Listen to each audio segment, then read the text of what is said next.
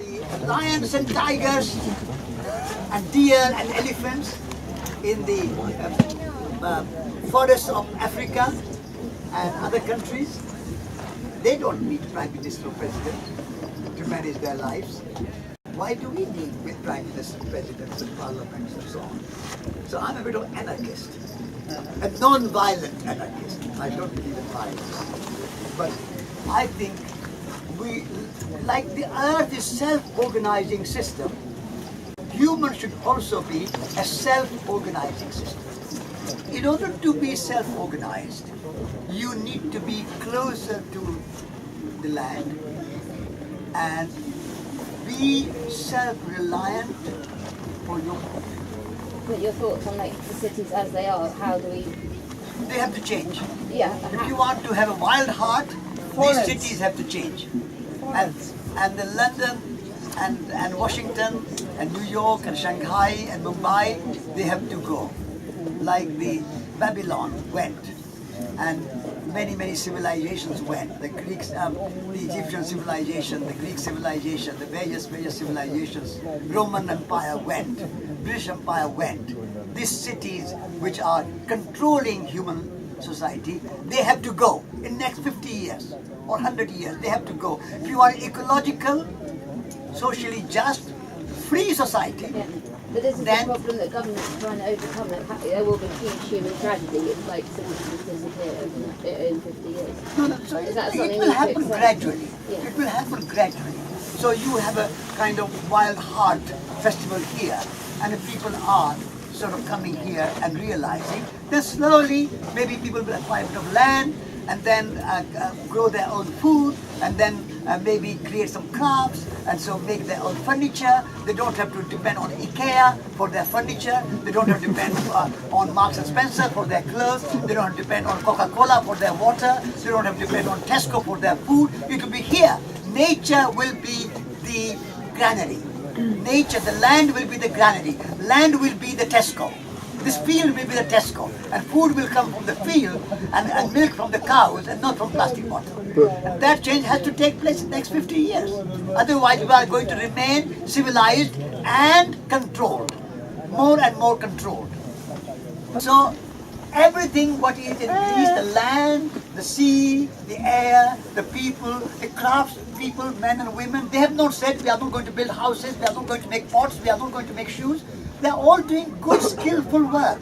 So the crisis is totally artificial, created by banks and IMF and whatever. So if we want to be wild heart, we have to have a big heart, a heart which is liberated, which is free, which is close to nature, which has self-reliance, which has resilience, asking for land, because we want to work on the land, we want to grow our food, we want to be self-reliant. We have no land, we have no money. Please give us land. Land will come. I think first task, we can be independent ourselves. We may not get there today. We have to start our journey by thinking like that.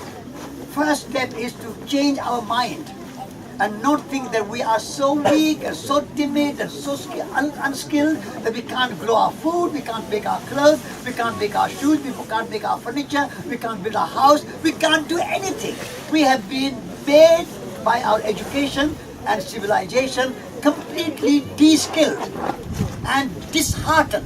We are told from young age that only thing you can do is to go and work in a kind of office or a shop and get a job. That's the only thing you can do. You can't grow food, you can't do it. So it's factory will do it, or it will come from China, or it will come from Africa, or your food will come from somewhere cheap. You only need to produce kind of city services, financial services. So this kind of civilizational mindset and ideology has been imposed on the society. And our brain has been washed. The brainwashing goes on in every school. Every university is a brainwashing factory, brainwashing machine. You go to laundrette to wash your clothes, and you go to university to wash your brain.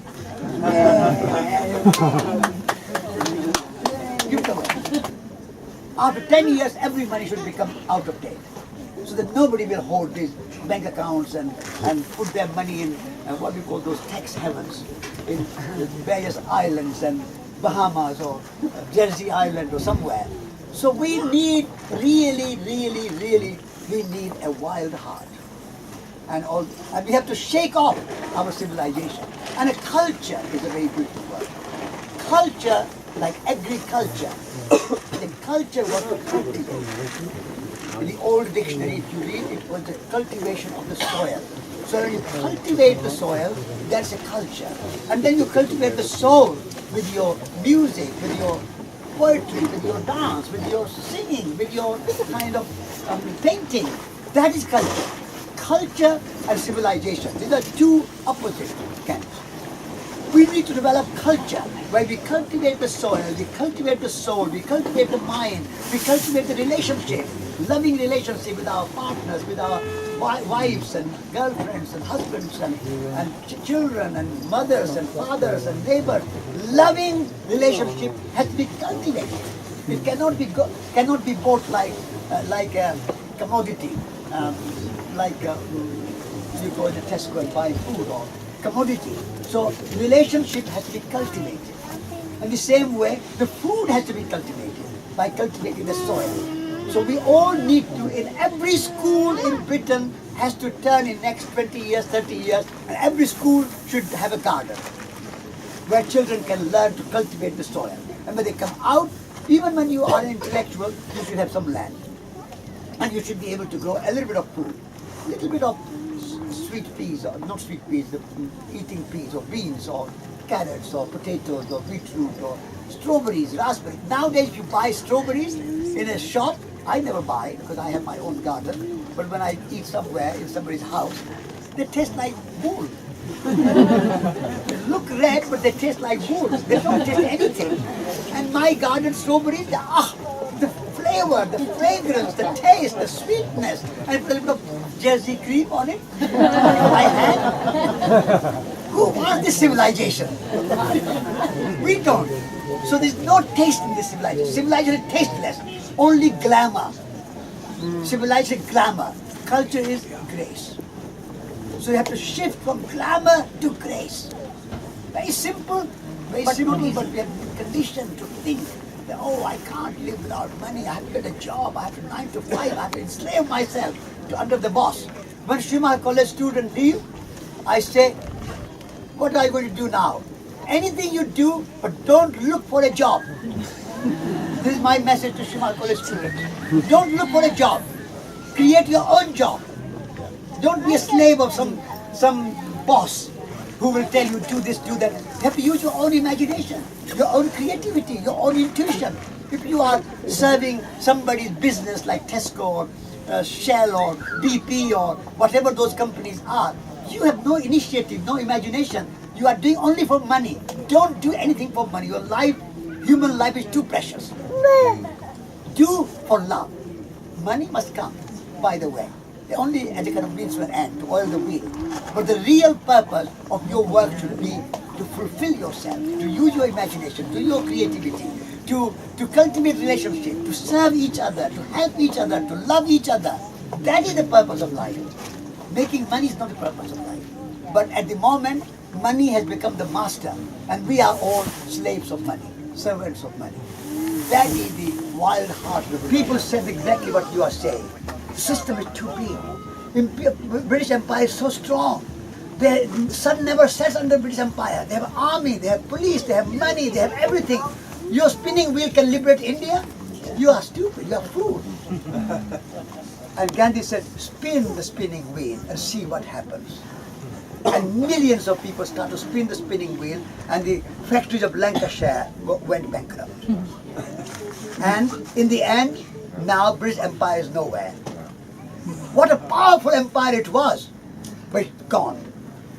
I was in Soviet Union during the communist empire. The whole of that communist empire, from kind of Czech Republic and Poland and Romania and Bulgaria to all the way to Vladivostok. And Communist Party is so strong, Red Army is so strong. When I said, stand up for your freedom in Georgia and Armenia and so on. So no, we can't do it. Communist Party is too strong. Today, Berlin Wall down, Communist Party gone, and so on. So do not underestimate the power of people. People are more powerful if we rise, if we say we don't want to live in this system, and organize, not just a weekend at Wildheart festival and then go home and life as usual. But like Mahatma Gandhi, like Martin Luther King, like Nelson Mandela, like Mother Teresa, like Wangari Maathai, like Vandana Shiva, we all need to be activists. And we have to say, we want to create a new lifestyle where we can live happily, joyfully in our community, in harmony with nature, in harmony with the soil, in harmony with the animals, and in harmony with ourselves. So we don't want to have this, oh, system is too strong, I can't do it, I'm not powerful enough. Gandhi, if he could be powerful, Jesus Christ, the Buddha, you are a Buddha, you are Jesus Christ, you are a Mahatma Gandhi. We are all like that. We all have potential to transform the world. But we are too timid. We think, oh, we can't do it. Perhaps I'll escape to Bhutan, or I'll escape to Costa Rica, or I'll go to India, I'll join an ashram, I'll go to a community, I'll go in a monastery. Escape is not the answer. The answer is to face the society and world today and bring that new vision, new values.